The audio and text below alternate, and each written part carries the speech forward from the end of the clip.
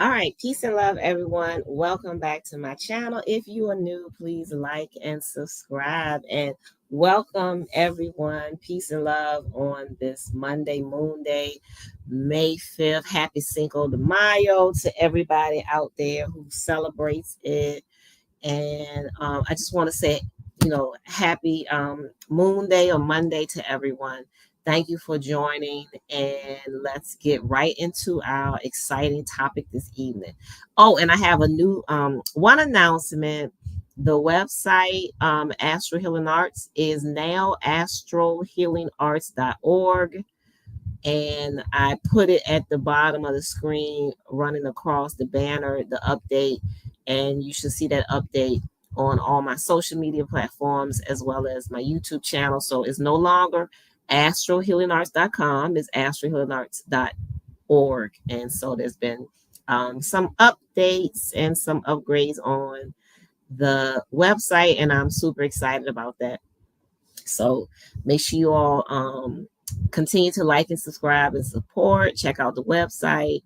Check out me on other social media platforms like Instagram and Facebook, and just connect and engage. And I'm so happy this evening to be with you all and to talk about this really important topic. So this is going to be part one, and because this topic is so broad, I want to make sure that I have I want to make sure I cover all aspects of it, and I intend to have some guests.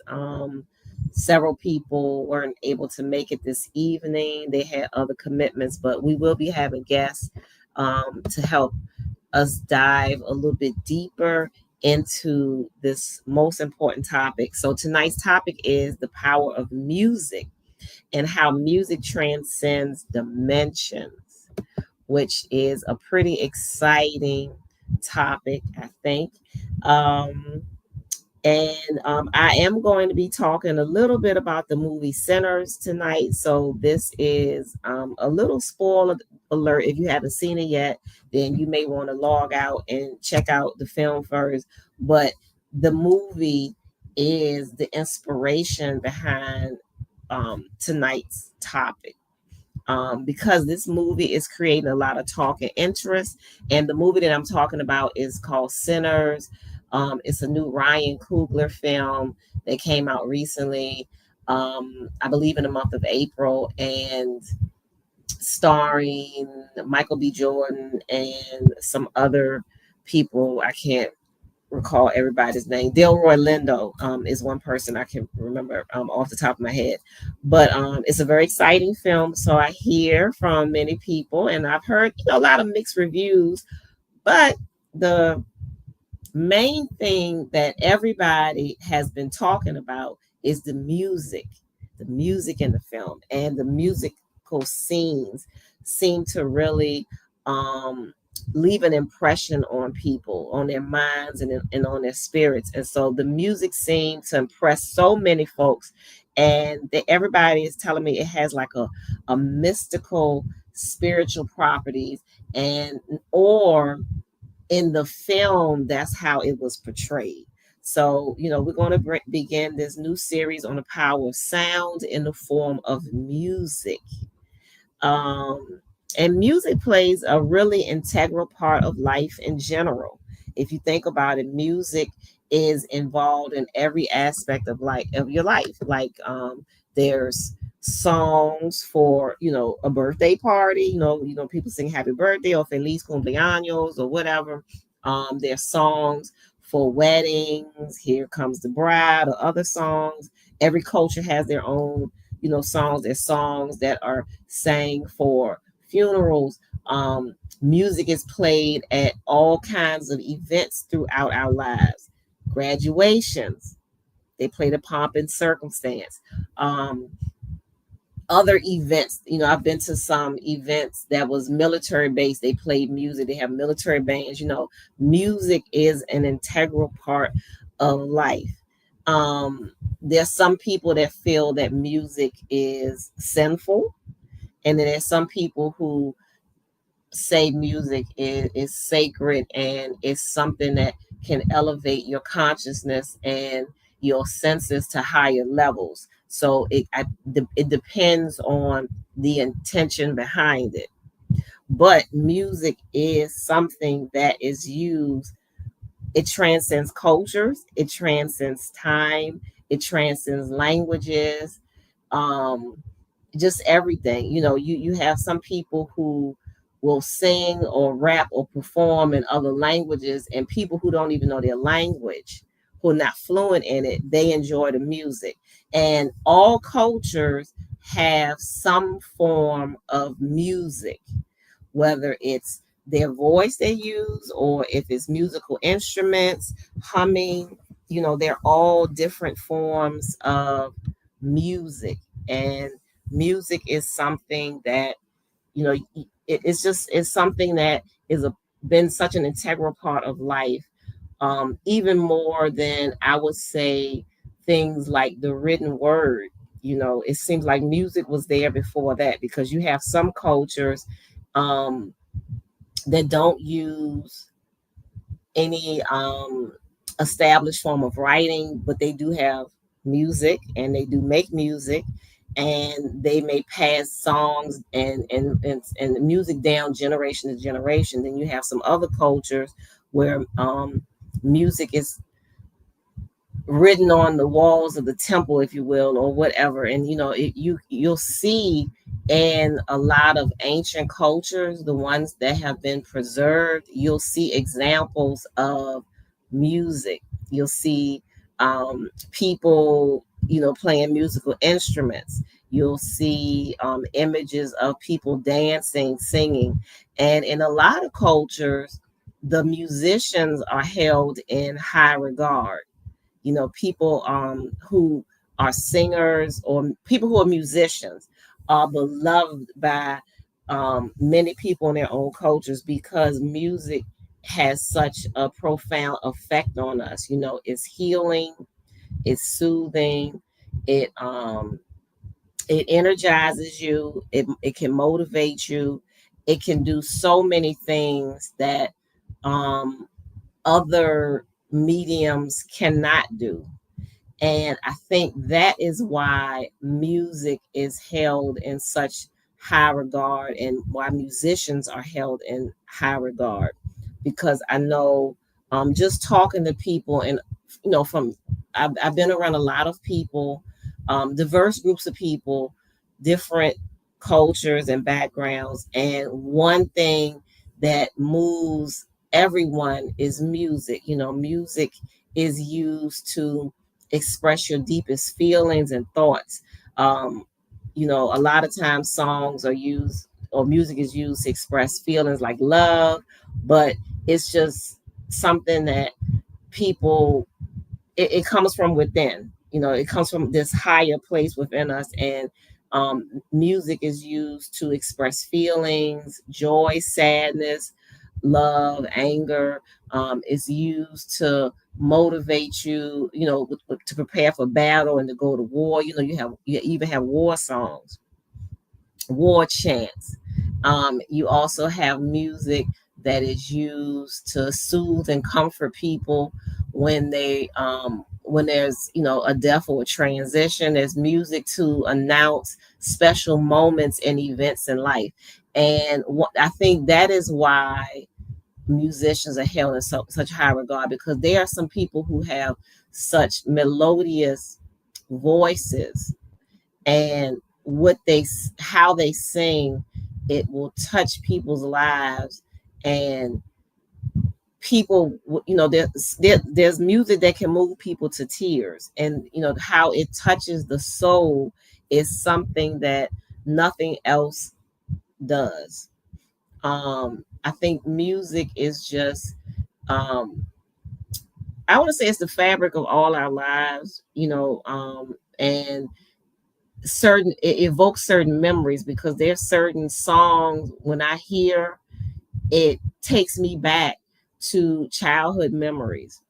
It takes me back to moments when I remember the first time I heard that song, or the first time, or where I was. I might have been in the car with some friends in high school, and we were riding along and singing to something, and I remember certain songs based on where I was when I was listening to it or where I heard it. And sometimes you'll hear something and the person's voice just moves you, and you're like, I gotta know who is that singing, and what are they saying. It's just music has that effect on you. And I'm a music lover. um, and I've always enjoyed music, all kinds. I have some that are my favorites, certain genres, but I really enjoy listening to music. And listening to music is one of the things that I do for self care and for relaxation. And when I need a pick me up or I need to feel better. And also, I just listen to certain types of music just to set the tone for the day or to keep me in a certain frame of mind. In my home, I listen mostly to music like 528 hertz, 432 hertz, a lot of instrumental music with nature sounds. I also, listen to some other things that I like, but the most of the music I listen to now is the instrumental healing frequencies. That's mostly what I listen to now. Just because I want to stay in a certain state. But I am a hip hop head. I grew up with the old school hip hop. I love reggae. I love Cuban music. I like, it's a lot of different genres of music that I like. So, but music plays such a integral part in life in general, and like I said, it can be healing or destructive depending on the intention and the purpose. Music plays such a very important role in entertainment, all forms of entertainment. Television, all TV shows have a theme song. I remember growing up, you would hear the song coming on, and you knew, oh, that was your show coming on. And films have music. A lot of time and energy and thought is put into soundtracks for movies. And a lot of people, when they see a movie, they go out and get the soundtrack because they like the music so much. Or certain scenes in a film evoke certain emotions based on the music. And so that's another very important thing. And then theater, I've been to many plays. I love live theater, and used to act in live theater myself. Quite a thespian. So I used to go out and act in films, and music was a part of it. And whenever you see a film, it's not a film, I'm sorry, I'm talking about plays and live, theater. Music is a part of it. And music is a part of, like I said, all forms of entertainment. Even when you go to the circus, they play music. When you go different places, for entertainment and engagement, there's always some form of music which helps get people excited. It evokes different emotions. And so we're going to talk about why this evening and how powerful that is. So first of all, what is music? What is music? Sometimes, you can hear sounds in the forest. If you are a nature lover such as myself and you like to do a lot of walking in trails or walking in nature, and just the sounds of the outside, the birds and the other wildlife in the forest, that could sound like music to some people. So what is music? Music is, definition that I saw online, it says vocal or instrumental sounds or both combined in such a way to produce beauty of form, harmony, and expression of emotion. Now, my definition of music is sounds combined to produce harmony, express feelings and emotions, convey a message, and to connect across dimensions. Because music does, in fact, connect across dimensions.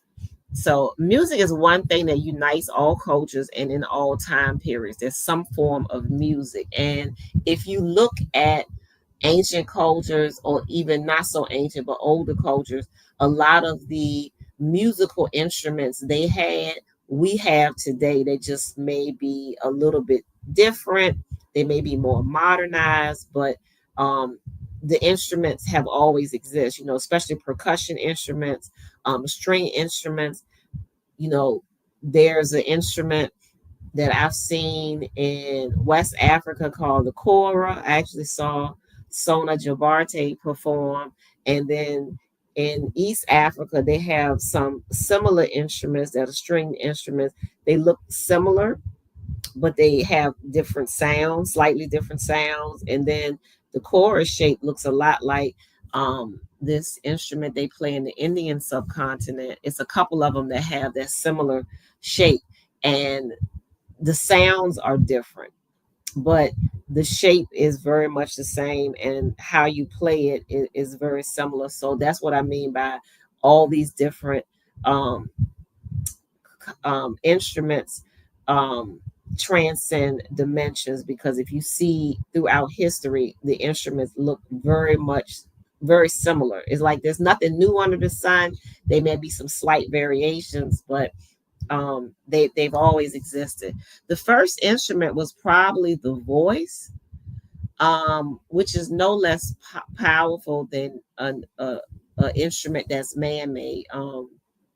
But I would think that maybe the voice might have been the first instrument, once people, discovered that they could use their voice to harmonize and to make sounds and make pleasant sounds to the ear, and maybe the call and response. That probably was the first instrument.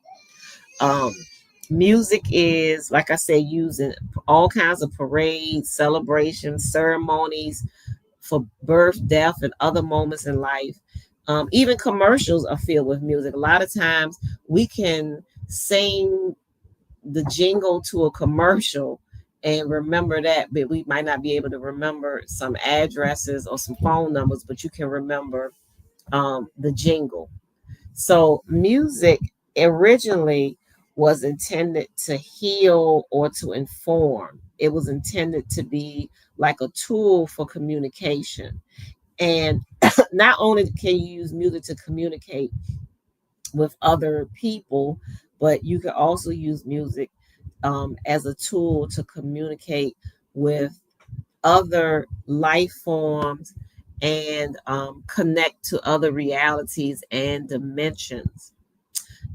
This is why music is often used in ceremonies, sacred ceremonies, and spiritual ceremonies. It's used to commune with beings in higher realms, to access higher dimensions, the ancestors. Music is used to induce trance like states, and to soothe your body, mind, and soul. So, a lot of times when people are engaged in ceremonies, especially healing ceremonies, music is used to help um, the participants to heal or to go within and to soothe them. People such as myself, other light workers, when we do healing ceremonies, we'll usually use, I mean, I know I do, I always use some form of music which helps people relax, helps them to get ready for deeper states of consciousness, helps them to then there's other music that I'll use to help ground the person and to feel um, comfortable and confident. And it just depends on what type of music it is and what's the intention that's being set. But music has that ability. It's one thing that it's really hard to describe music other than, I would say, sacred sounds, but music has that power. It's so many things that it can do, and it can help raise your senses to higher levels as well, especially if we're using it with that intention and um, for the purpose of healing and elevating. um, it heals because it changes the vibration and frequency, and music is just that, is vibration and frequency. So the frequency that the music is adjusted to, or the frequency that is vibrating to, is what attunes your senses to higher levels, and can induce certain states of consciousness, and help you to be aware of things beyond the physical, as well as the physical world too. Is music can be used to induce certain states of consciousness, and is often used as a tool or the medium to reach the higher dimension. So a lot of times, when if you've ever been maybe in a Pentecostal church or certain spiritual settings where they're playing music, and they'll have what they call a praise break or something, where they'll play the music, and it's very, fast and rhythmic, and people get excited, and they'll start dancing, they'll start shouting, they'll start um going into trance like states. Sometimes the music is so powerful that some people will pass out. They say they don't remember what happened, they just know that they got up to dance or something, and next thing you know, they were um they don't remember what happened next. And music has that power. It can induce ecstatic states. It can help you connect in so many ways that nothing else sometimes can work. And sometimes when people contact me about healing, and they're going through a difficult time, or you know as part of their healing journey, I will recommend that I'll ask them, well, when was the last time you danced or listened to some music? And a lot of times, if they'll say, never, or I haven't in a long time, I'll recommend that. And usually they will report that they felt better after they listened to some music, or they did some kind of movement, because movement helps you heal. Just move into the music, even if if you think you can't dance, just move to it. Um allow the sound to guide, just follow the sound, allow your body to just respond and listen to the sound. um so that is how music works, but it can induce ecstatic states. And I think that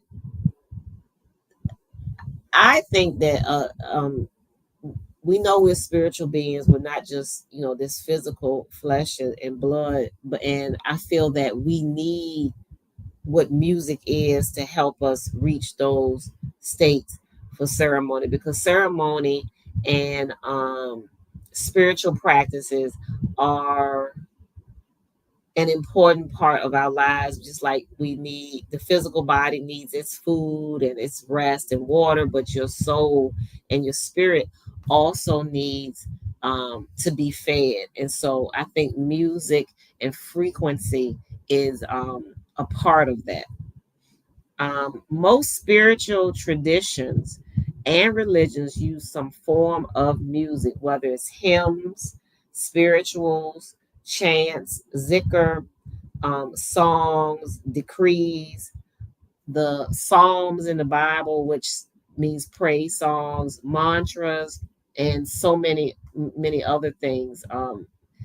The ancient temples all over the world are filled with images of people dancing, rejoicing, or the songs and the chants or whatever are on the walls of things, or have been placed into scriptures and passed down and guarded for generation to generation. And one thing you will hear when you go near a church, a mosque, a temple, is you will hear some form of sound frequency, whether it's an organ playing, a bell, the call to prayer, and chants, mantras, some kind of singing, drumming, some kind of instrument that's calling the faithful to pray or to meditate.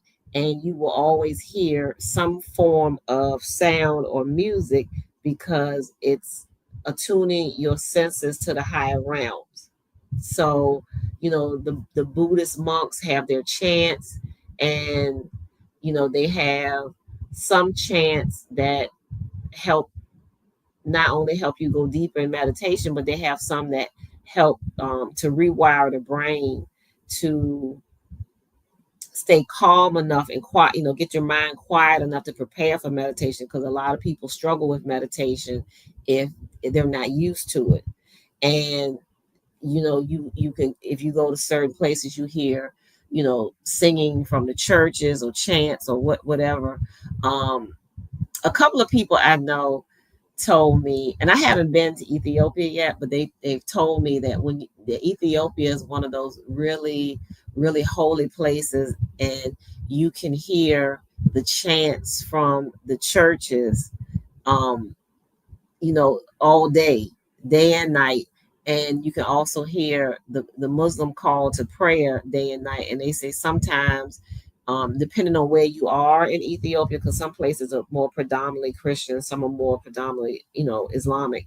They'll tell me that, and I've heard many sources say this, and they say depending on where you are, you hear some kind of spiritual chanting or singing throughout the day. It's just like that heavenly high vibration sound all the time, and they just say you can just really feel it. Many people have told me this, Ethiopians and non-Ethiopians alike have told me it's just a very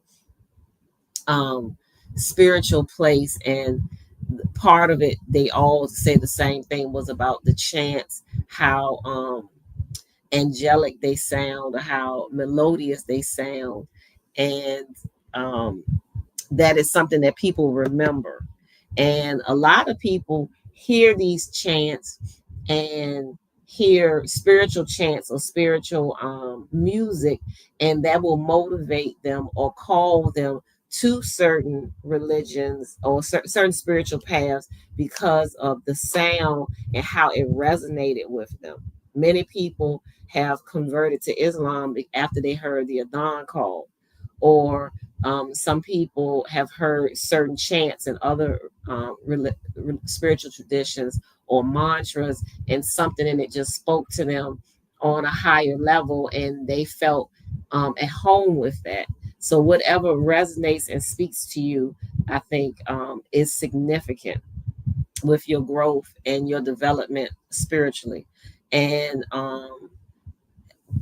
like I said, the ancient temples all over the world are filled with images of people rejoicing and singing and dancing. And many spiritual traditions embrace dancing and movement as a part of their practices, and that, people who dance and did sacred dances were held in high regard, and that was looked at as something very spiritual and very uplifting and healing. And it was done in a way to help raise the vibration and the frequency of these places. And some cultures put very high esteem on temple dancers or praise dancers or whatever they call them, and the same kind of esteem that was put on musicians. But people who did it for spiritual practices were held in even higher regard because they were seen as holy and sacred, and they were seen as people who were using music um, and movement, for a higher purpose, to serve the Most High or the Creator or whatever. And so they saw that as just that, you were a servant of the divine with the movement and the music. So, and I think I have never seen any type of that I can remember. I can't think I've ever seen any type of spiritual ceremony or practice that didn't include some type of music, whether it was drumming and chanting, or singing, decrees, zikr, something, and many cultures have used this as a tool in their ceremonies, and it's an essential part of their ceremonies and their worship. I already spoke a little bit earlier about how music evokes memories, how we can remember certain songs from long ago in childhood. songs are used to help us during childhood remember things like the ABC song. You know, I've heard that in so many different languages, and other songs, you know, teaching you just basic life skills, how to brush your teeth. You may have a song for washing your hands, songs that you sing at school that help you learn your colors. All those things are helpful and help with our brain development, and just help with, again, it's the frequency of the words and the languages and the song that help us to remember things. And it's a great part of the learning process. And a lot of times children may not, and adults too, may not remember something, but if you put it in a song, they'll remember it. You know, if you put it in a song, sometimes it has more meaning for some people. And so that is one of the exciting things about teaching and learning. And I remember when I was in the classroom teaching, is the songs. I use songs also to help me with help the children with spelling. Spell the word out and make a little rhyming song to it to help them remember it.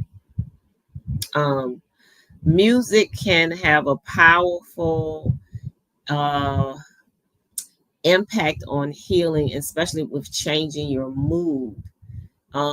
I've experienced it myself, and I highly recommend it to other people. And certain forms of music makes people feel better. It lowers cortisol levels and blood pressure.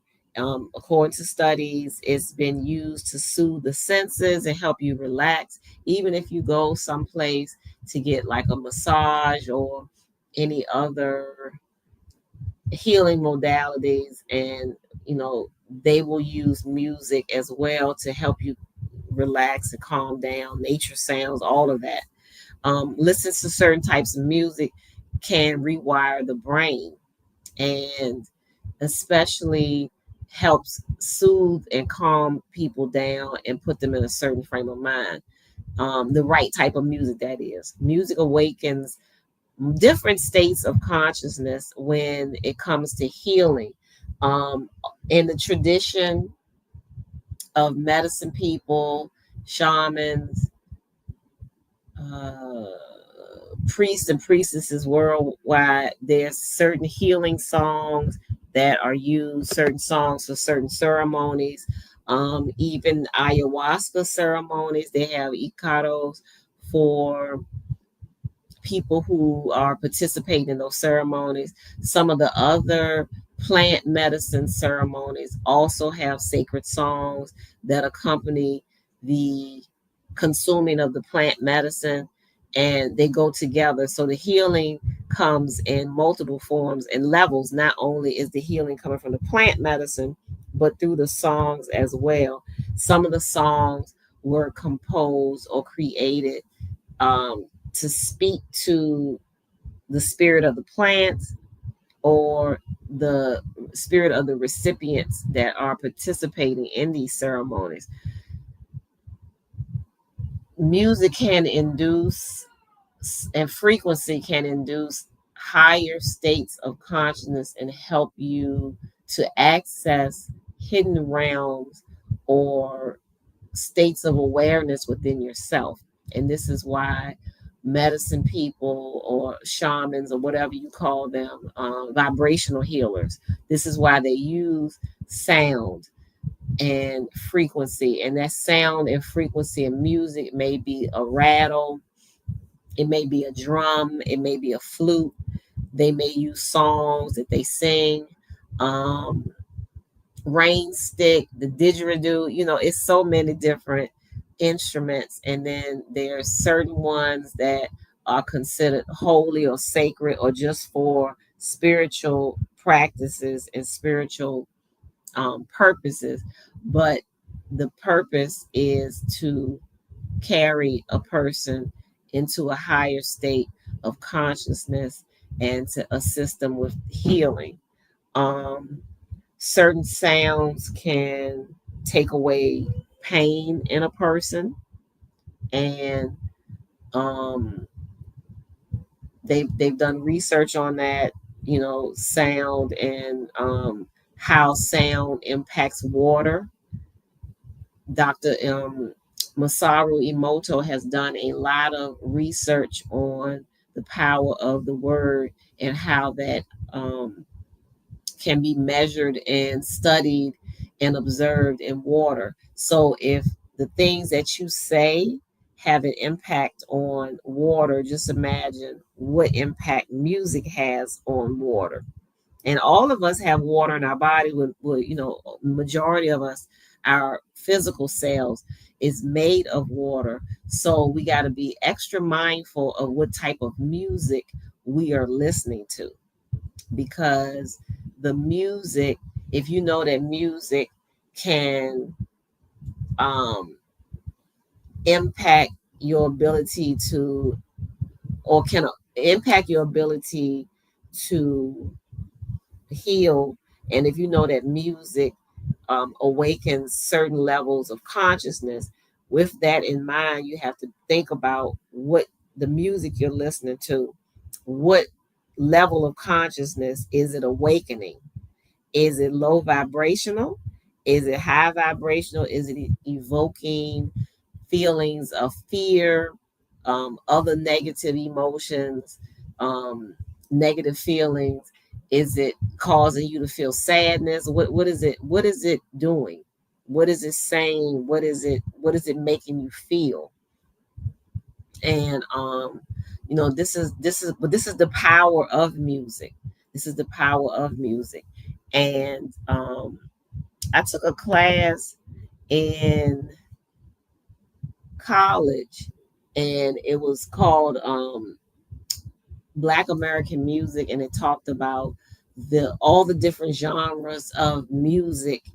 And it said that they told us in the class that blues music was the country blues was like the grandmother or the mother, if you will, of all other genres of music.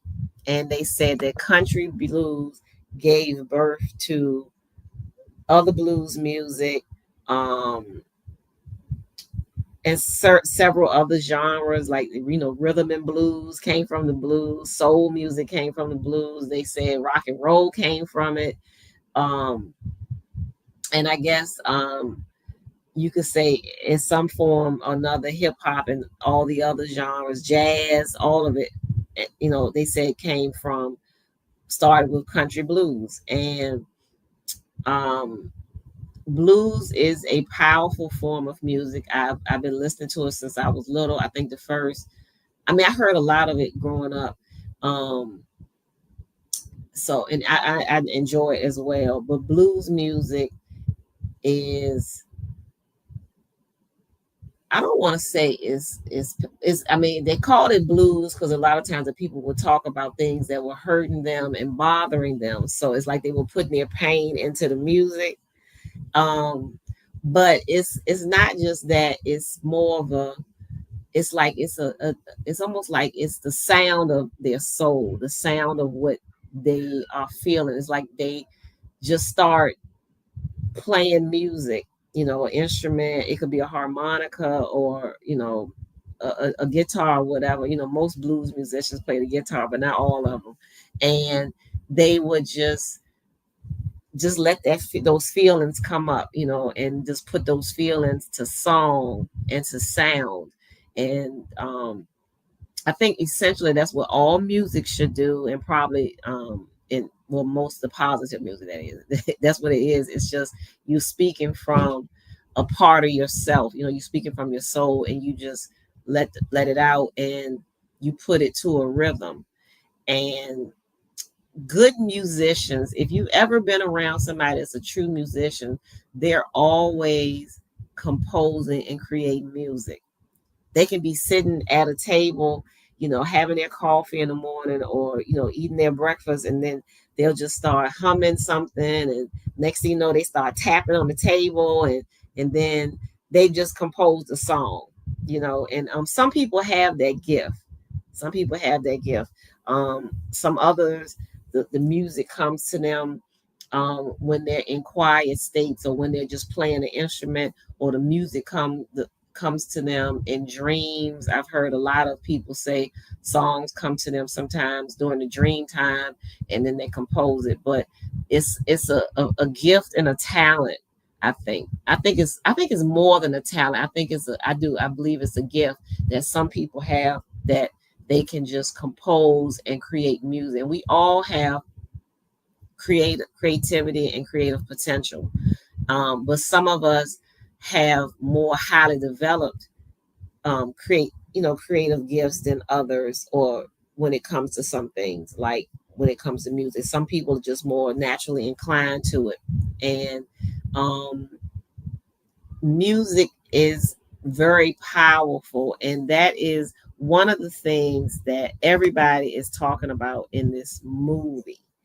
And I'm going to stop there for tonight. This is part one, and we are going to pick up on part two, hopefully next week, maybe the end of this week, if um, the guests are available. And if you all could give me a shout out, let me know, what did you think about tonight's lecture? Was this helpful? Was this interesting? Was this something more what you would like to hear? And we will take it a step further when we go into part two. And we're going to talk some more about the different types of music, and how and why music is used in ceremony to help you transcend and reach those other dimensions. So stay tuned for part two. Um, and I look forward to our next gathering. Hope to see you all. Part two, stay tuned for part two, and we're going to take it a step further. Peace and love, everyone.